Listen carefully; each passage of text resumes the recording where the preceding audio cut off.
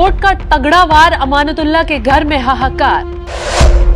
शराब घोटाले के बाद लूट लिया वक्फ बोर्ड। सुप्रीम कोर्ट में माफीनामे पर फंस गए केजरीवाल।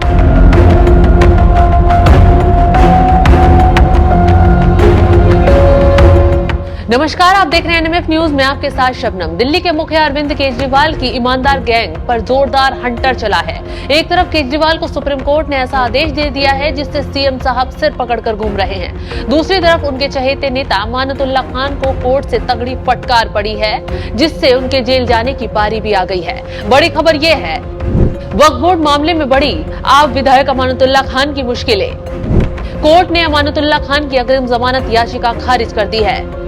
अमानतुल्लाह की याचिका ठुकराते हुए हाईकोर्ट ने सख्त टिप्पणी की। दरअसल अमानतुल्लाह खान हाईकोर्ट में वक्फ बोर्ड में विवादित नियुक्तियों से जुड़े मनी लॉन्ड्रिंग मामले में गिरफ्तारी से राहत की मांग को लेकर हाईकोर्ट पहुंचे थे, लेकिन कोर्ट ने अमानतुल्लाह खान के वक्फ बोर्ड घोटाले में जब सबूत देखे, गवाहों के बयान सुने, तो बिना हिचके याचिका खारिज कर दी और सख्त टिप्पणी करते हुए कहा कि कानून बनाने वालों को भी कानून की अवहेलना के अंजाम के बारे में पता होना चाहिए। कोई भी विधायक या लोकप्रिय हस्ती देश के कानून से ऊपर नहीं होता।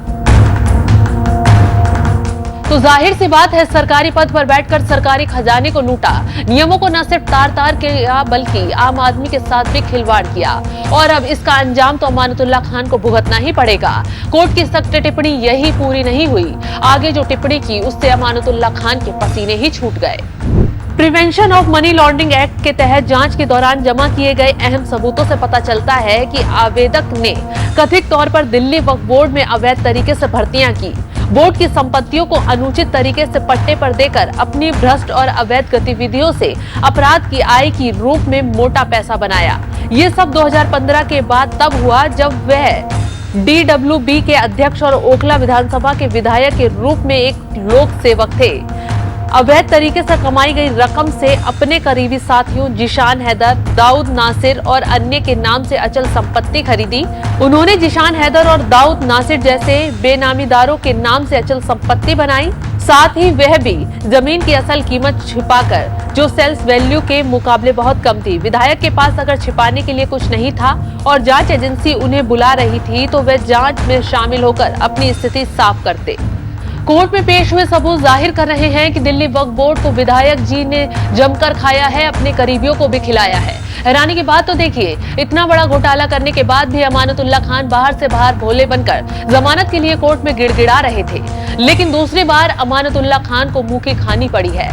कोर्ट ने सख्ती दिखाते हुए अमानतुल्लाह खान पर हंटर चला दिया है, जिससे अब उनका जेल जाने का रास्ता भी खुल गया है। शराब घोटाले में केजरीवाल तो जेल जाएंगे ही, लेकिन उनके साथ विधायक भी जेल पहुंच जाएंगे। तो आगे कुछ बताएं, उससे पहले अमानतुल्लाह खान ने कैसे क्या घोटाला किया, चलिए ये बताते हैं। क्या है दिल्ली वक्फ बोर्ड घोटाला? वक्फ बोर्ड में कर्मचारियों की भर्ती और संपत्तियों को पट्टे पर देने में गड़बड़ी का आरोप। अमानतुल्लाह के वक्फ बोर्ड में रहने के दौरान गलत तरीके से भर्ती हुई। अवैध रूप से दिल्ली वक्फ बोर्ड की कई संपत्तियों को किराए पर दिया गया। अमानतुल्लाह पर वक्फ बोर्ड के धन का दुरुपयोग करने का भी आरोप। विधायक ने वक्फ बोर्ड में कर्मचारियों की अवैध भर्ती से नकदी के रूप में धन कमाया। घोटाले के पैसों को अरब अमीरात में निवेश किया। वक्फ बोर्ड के अध्यक्ष के रूप में 32 लोगों को अवैध रूप से भर्ती करने का आरोप है। ईडी ने अमानतुल्लाह खान और कई लोगों के घर छापेमारी की थी। मनी लॉन्ड्रिंग का मामला सीबीआई की एफआईआर और पुलिस की 3 शिकायतों से बाहर आया। अमानतुल्लाह के घर छापेमारी के दौरान कई डिजिटल सबूत जब्त किए गए थे। मामले में 3 आरोपी जिशान हैदर, जावेद इमाम, दाऊद नसीर को गिरफ्तार किया गया था। दिल्ली सरकार में तमाम विभागों के घोटाले अभी तक सामने आ चुके हैं, फिर भी केजरीवाल कहते हैं कि हम ईमानदार हैं। ईमानदारी के सबूत ईडी सीबीआई लगातार पेश कर रही है। खुद सीएम साहब पर शराब घोटाले में गिरफ्तारी की तलवार लटकी हुई है, बावजूद उसके भी केजरीवाल की अकड़ ढीली नहीं हो रही। खैर, अब एक एक कर केजरीवाल के तमाम नेता सलाखों के पीछे बैठे नजर आने वाले हैं, क्योंकि आप सरकार में हुए घोटाले गिनते गिनते जुबान थक जाएगी, लेकिन लिस्ट खत्म नहीं होगी। शराब घोटाला, वन विभाग घोटाला, मोहल्ला क्लिनिक में घोटाला, स्कूलों में घोटाला और अब बचा वक्फ बोर्ड घोटाला।